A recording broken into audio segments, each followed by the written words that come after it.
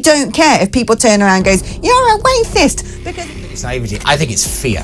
The government won't do it, and the new government definitely won't do it, because they are terrified of being called Islamophobic, they are terrified of being called racist, and they are doing here. Who are these people? Why are we importing all this stuff? I said, perhaps we were a bit naive when it came to our immigration policy.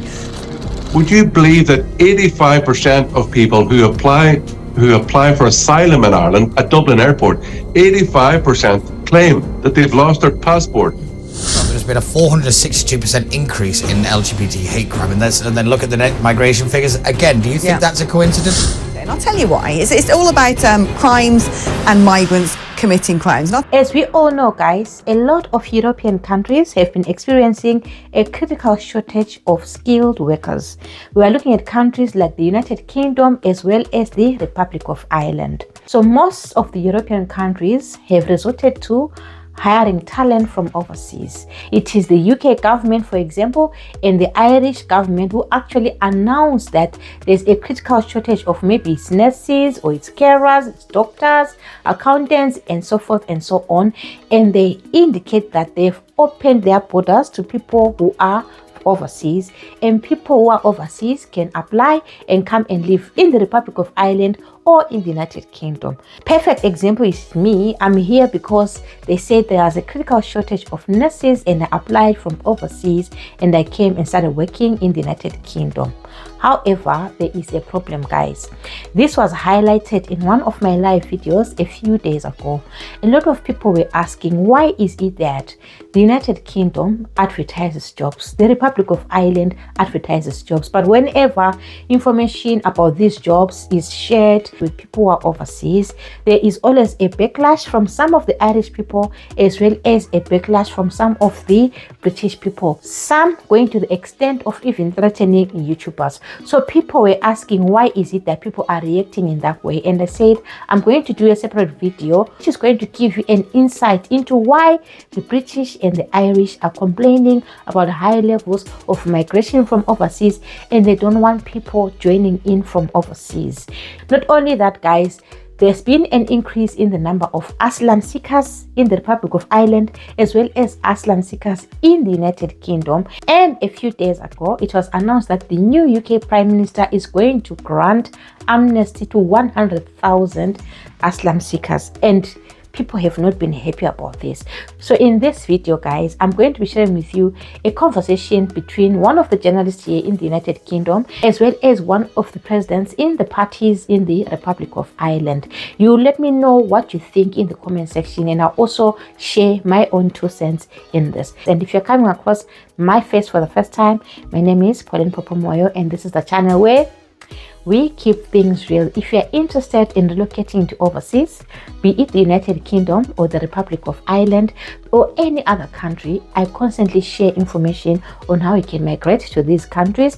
And today, guys, after this video, I'm going to be dropping a fantastic video for you on how you can migrate to the United Kingdom, again without breaking a bank. There's an organization which is going to make it super easy for you to get a job here in the UK, and of course you can move in together with your dependents. So if you haven't subscribed to my channel, do subscribe to my channel and turn on the notification bell so that you never miss any of my videos, because you don't want to miss any opportunities. So without wasting any of your time, let's dive into today's video.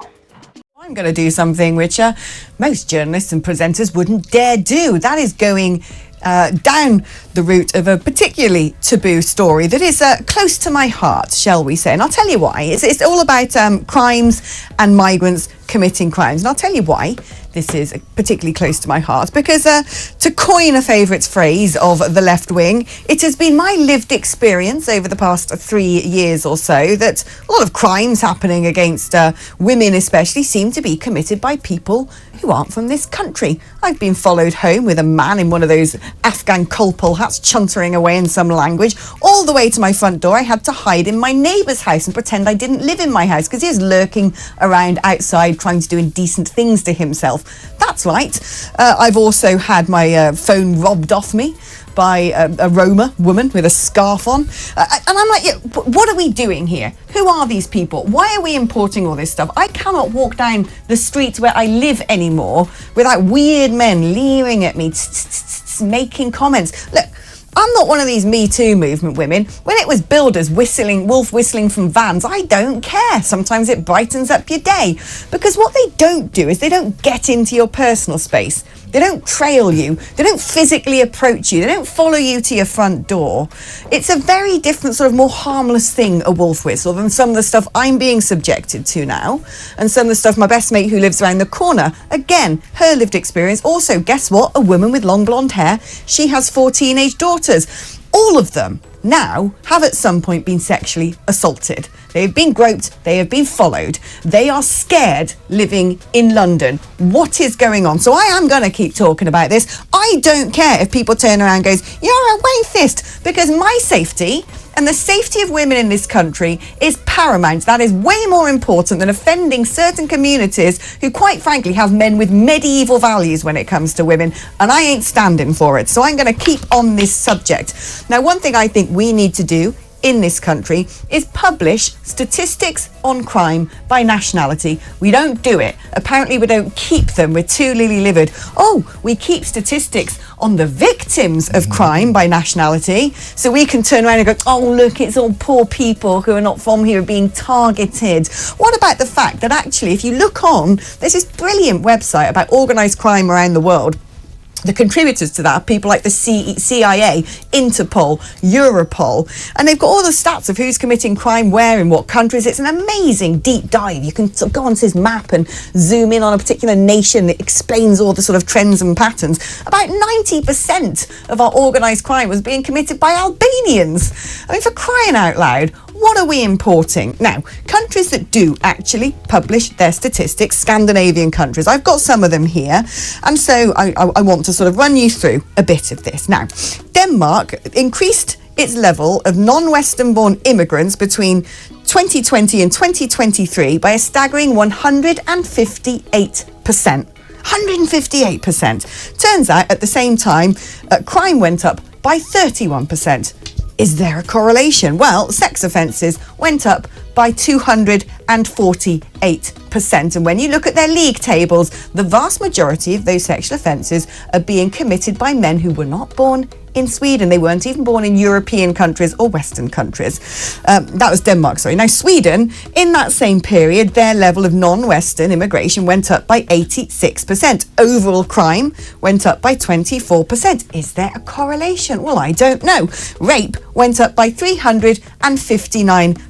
Even the Prime Minister of Sweden has turned around and said, you know, perhaps we were a bit naive when it came to our immigration policy. So there you go. These countries do publish league tables of who's committing crimes by nationality, and believe me, it makes for stark reading. We need to do that in this country, because if we're not honest with ourselves and the situation we're in, people like me are at risk. When I get the tube home to West London from East London, I am at risk, and I don't want to live in a country that doesn't value my safety enough to have this conversation.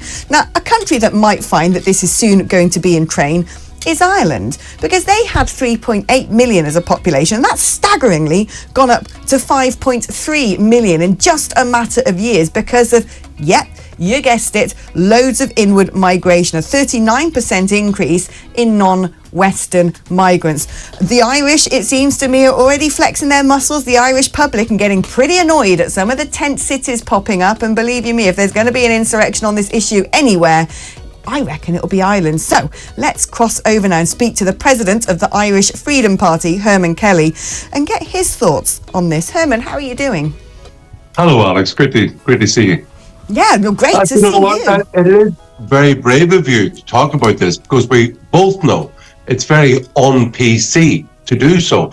But I believe it's more important to be factually correct than to be politically correct, because the lives of people, like I have 4 daughters, and I can tell you for myself, a number of years ago, 2 miles from my home here in County Louth in Ireland, a convicted rapist, a guy called, Roman Croc, He was convicted of attempted rape of a 14-year-old girl in Derby a number of years ago. And when he came out of jail, I think he was in jail for a year and a half. Where did he come? He came to Dunleer in County Louth because his mother had been given a free social house in the middle of the town. A convicted rapist, and of course when he arrived, there was a huge increase in burglaries in the area until he was caught, until a number of neighbours, and actually the local police did a very good job, caught the guy. He got 8 months in jail, and he got so much hassle out locally that he decided once he got out of jail he was leaving Ireland completely. But there has been a huge increase in sexual assault, in crime, over the last number of years. For example, in 2022, there were 12 women murdered in Ireland. 5 of those were murdered by non-national. Given that 22% of the population are non-national, that's a very high percentage. So I would say it's not just correlation. I would move towards that there's actually a causal link between a large number of unvetted males into a country and an increase in crime. Now, we know for certain that there are foreign gangs, and it's strange actually, the countries committing crimes in various other countries via foreign gangs are sort of particular to particular countries. In the UK, it's largely been Albanian gangs. In other countries, it might be Turkish gangs, so on and so forth. Mexican gangs, if you're looking at America. But it's very clear that, you know, the international things like the drugs trade is international, human trafficking is international, sex trafficking, so on and so forth. And there are various nations who are, you know, pulling strings and levers, and these are big international events, and that, you know, we certainly need to control borders and know who's coming in, so we don't want to import organised crime. The thing that it seems to me that we're still not talking about, and this is despite the exposure of grooming gangs in this country. Every time I read the newspaper now and I follow the news across Europe, there seems to have been a rape gang operating in Brussels or operating in Paris. The amount of young girls now who seem to be being raped by, it's actually called the lover boy technique, I think, usually Somalian gangs, not always, North African gangs as well. The amount of young girls now falling victim to gang rape.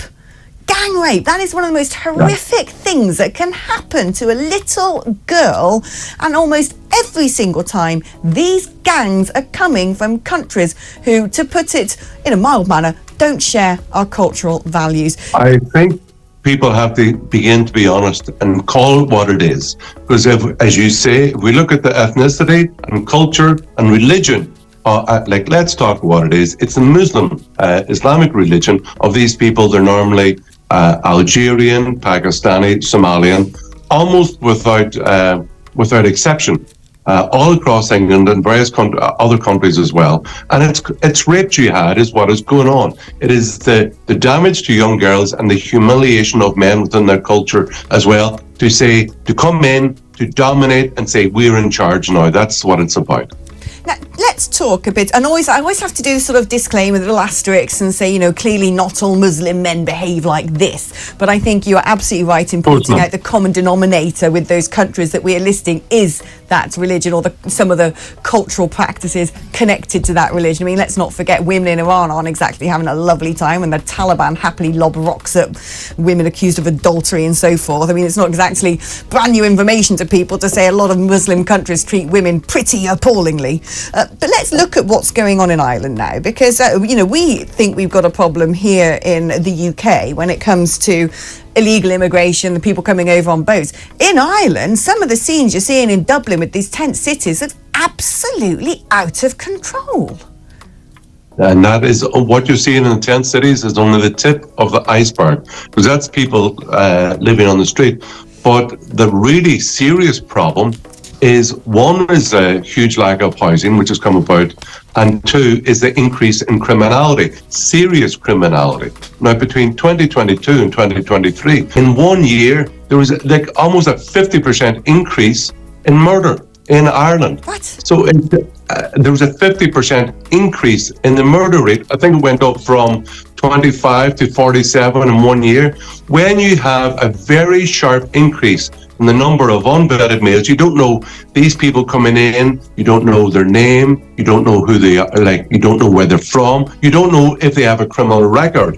Now, would you believe that 85% of people who apply for asylum in Ireland at Dublin Airport, 85% claim that they've lost their passport between getting on the plane and getting off at Dublin Airport. So they're coming into the country lying to us. So they've already lied to us. And you know what? You have a large number of young males from any culture with nothing to do, hanging around all day, maybe drinking, etc. There's going to be trouble. And in Ireland, look, we've got to stop this practice of naivety or self-deception. We can see all across Europe. Sweden, you mentioned there. Yeah. Swedish TV did research there a number of years ago. They found out that 58% of all sex assault and rape was done by non-Swedish men who had arrived within the country within the last 5 years. That's about 58%. That is sort of knocking up to about 2/3 of rapes have happened to men who've turned up in the last 5 years. That is sick. Yeah. These women should be suing the blimmin' government. Yeah, absolutely. And the Swedish government did a report. It's not just a small report, like a government-wide report, found out that a non-Swedish national was 2.5 times more likely to commit rape or sex assault than a Swedish man. So there's a huge causal link. And there's also a government report in Germany from 2016 done by Lower Saxony University, found out there had been a 92% increase in serious crime in Lower Saxony in 1 year. So a 10% increase. 92% of it was carried out by newly arrived asylum seekers. Let's not forget those scenes that happened in Cologne. I think it was 2016, New Year's Eve. The women had gone out in their little dresses to party and celebrate, and there were over 1,500 reported sex attacks, assaults and rapes in that square in Cologne on New Year's Eve alone. 1,500, and it was all men, largely from the Middle East and North Africa. And they've got this technique, they do it, there's footage online. You see a journalist, a young female American journalist going to cover the Arab Spring uprisings in Egypt, and she's standing in the square reporting, and all of a sudden what these men do is they see a woman and they surround her. And so they give each other protection. They surround this so no one else can get to her. They it's almost like when you see wolves picking off a lamb from the pack. And then they take it in turns to assault and rape her. This is something that they do in countries like that. Not everybody, of course, but they do. And this is now what we risk importing. We've seen it happen in Cologne. We need to wake up. We need to get real. We need to protect and prioritise women. And also just look at crime in general. The same report you're talking about from Sweden says that when it comes to robbery, non-natives are 4 times more likely to be committing that crime. It's mad. Herman, thank you ever so much for coming on and sharing your thoughts on this issue. I mean, Peter, I just don't know where to begin with this. It is staggering. It's beyond an abrogation of duty that the government won't put the stats out in this country, because if they did, people would be tearing up pavement slabs and lobbing them at police station windows. I'm going to say Herman, I think, is brilliant for pushing this stuff, and the numbers are staggering. But he said it was naivety. I don't think it's naivety. I think it's fear. The government won't do it, and the new government definitely won't do it, because they are terrified of being called Islamophobic, they are terrified of being called racist, and they are terrified of communities that they have pandered to for so long, and now they're going to have to say, well, wait a minute, this may not have been a good idea. I respect the Prime Minister of Sweden for saying, do you know what, we may have got this one wrong. Yeah. Do you think the British establishment is going to say, well, they got this wrong? No, they're going to double down like you've never seen. Once we talk about the women and protection of girls, we also have to talk about the fact that there is an impact here on the gay community and the LGBT people. Yes, absolutely. The idea that some people, these people get to Calais, they get on a migrant boat, they come to the country, and they suddenly love the gays and the women. I'm sorry, in what world does that work? They've come from countries and cultures to which people like that are seen as lesser. They are seen as nothing, and that they don't just forget that. And they bring it into this country, and it is dangerous. Their own women are sort of shackled at home and walk out with burqas on and stuff, and then what they see on their mobile phones is pornography. Yeah. And what they're being taught in some mosques, not all, but some mosques, are saying, oh, do you know what? White women, fair game. Exactly. I mean, let's look at, since 2012, there's been a 462% increase in LGBT hate crime, and then look at the net migration figures. Again, do you think that's a coincidence? Here in London, just last year, there was 3,471 incidences, and London's supposed to be a big gay, friendly, loving city. It's absolute nonsense. The man who bought the Trocadero in Soho is turning it into a mosque. Yes. Can't wait to hear the calls for prayer ringing out as the gay nightclubs empty. I remember reading that story thinking, well, that's mad, isn't it? So you can see, guys, in addition to the problems that I mentioned in my other video, problems like housing, pressure on the infrastructure, pressure on government funds, and so forth and so on. From this conversation that they've had, it's clear that they're complaining that there is an increase in crime. It's because of people who are coming from overseas. It's because of migrants. But in my own honest opinion, I think crime is not good, whether it's coming from overseas or it's not coming from overseas. Because if you're looking at the statistics which they are sharing, they can say, for example, if this is an example that I'm giving, there were 15 robberies, and from the 15 robberies, 8 of them were people who were migrants. What about the remaining? Are we saying that because the remaining 8 were committed by people who are British or were committed by people who are Irish, it's okay because it is their land, they can commit crime? In my own opinion, crime should not be committed, whether you're British or you're a migrant or anything. So it should not appear as if crime is okay if it is committed by a British or an Irish citizen, but it's bad if it's committed by a migrant. Crime is bad, whether you are a British citizen, whether you are a migrant, whether you are a what. Crime is bad. The message that I can personally put across is that no one should commit crime. Personally, I think we are all responsible, whether you're a migrant or you're a non-migrant. Everyone should avoid committing crime. Let me not even say avoid. Everyone should not commit crime. We need to live in a peaceful environment, regardless of nationality, whether you're white, whether you're black, whether you're green or you're what. We need to live in an environment which is safe for everyone. This is my own 2 cents with regards to crime, guys. Don't abuse women, regardless of what race you are.